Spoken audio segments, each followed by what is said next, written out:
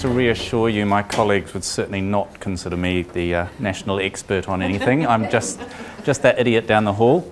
I'm also a bit of a pretender. Only a very small part of my work involves asthma. Largely, the patients I see with asthma, my job is deciding it's not asthma, it's something else. But that involves working through the basics, which is kind of a theme I want to stick to today.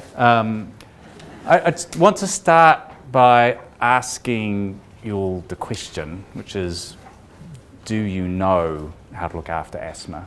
Which I think you probably already do. Do you know everything that I'm going to say today? Which I actually think you probably do. But a couple of questions that you probably can't answer, which is, do you know how many of your patients actually have well-controlled asthma? And do you know how many of your patients are actually taking their inhalers? And those are the two really important questions that I want to keep coming to, because the rest of it is all pretty basic, and it's just a matter of remembering to do the basic things. Asthma and wheeze are really common.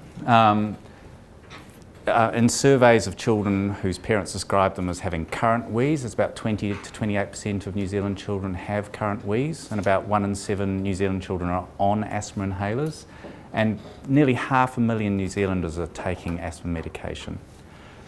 It's very expensive. Cost of hospitalisation is about 800 million, and there's about 65 to 70 deaths per year from asthma, which is really tragic, and unfortunately at least half those deaths are completely avoidable as well. And that number is pretty static over the last 10 or even 20 years. The incidence of asthma varies from country to country. This is a map of the world showing what proportion of people in each country report wheeze. And you can see that the countries with dark blue triangles, so that's New Zealand, Australia, UK, and the States, have very high proportions. So those are kind of the Western first world countries, if you stretch New Zealand to being a first world country. Whereas in Asia and the third world, you can see these white circles, they have much lower incidences. So there's something about being Western and first world that causes asthma. It's partly genetic. You can see Spain and Portugal kind of have a medium level, but you move to South America and there's much more Western sort of diet there, you immediately jump up. And the important thing is that these countries here have dramatically increasing rates of asthma as they become more Western and more modernised, whereas in New Zealand, past 10 years or so, we've had a fairly flat rate of reported asthma. One of my colleagues jokes that actually it's a proof that speaking English causes asthma, because you can see these countries are all English speaking, and as you learn to speak more English in these third world countries, your asthma increases. And this just plots out New Zealand. We've always claimed we've got one of the highest rates of asthma in the world, and here you can see it's true. And certainly, I've had patients move from Australia to New Zealand, moving from the dry climate to the very moist, humid climate, and immediately get terrible asthma. So there's something about the environment as well. And you can see down the bottom of these third world countries, and you just move up, you become more and more first world as you go up the chart. In the past, we've been really worried about increasing mortality and increasing asthma. That was a big concern in the 80s and 90s. And so this is hospitalisations in New Zealand, but it did drop off, and over the last 10 years these hospitalisations have been fairly static, and likewise the actual rate of asthma in New Zealand has been fairly static. So I guess the first part of good news, we've reached a plateau and we seem to be sitting there.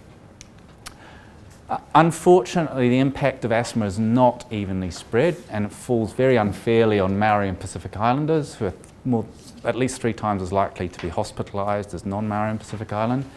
And also falls on deprived areas. So people from deprived areas are 3.2 times more likely to be hospitalised than those from the least deprived areas, even accounting for ethnicity. Likewise, mortality is not evenly spread, and I think this chart is fairly shocking. These are New Zealand Europeans, and so 1.1 deaths per 100,000. Pacific Islanders, 6.5 deaths per 100,000 in New Zealand, and Maori 5.4. And those are terrible figures.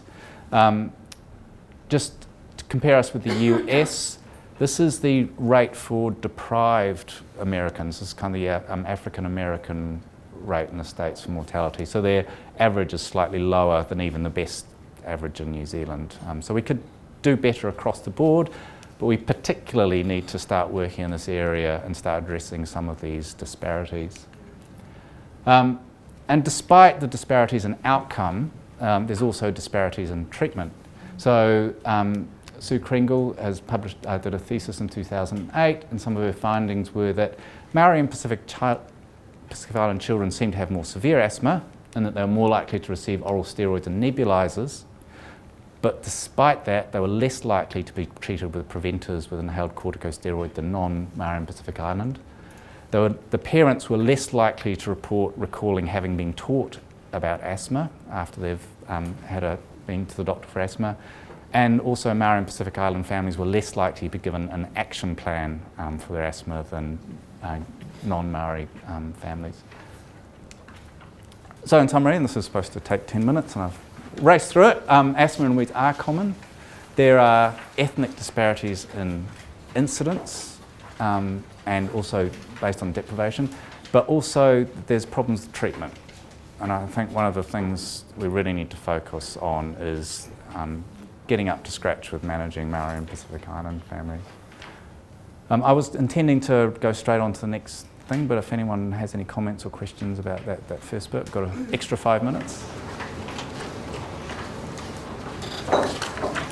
How does bronchiolitis differ from that sort of asthma framework? So we get quite a few people going into hospital with bronchiolitis, and then we see them in clinic, and they still, have that sort of wheezy kind of sound going on. Yeah. So at what point is there a specific point or a weeks that then you say, okay, this has obviously moved into that asthma framework? Okay, so we'll go on to that next. Okay.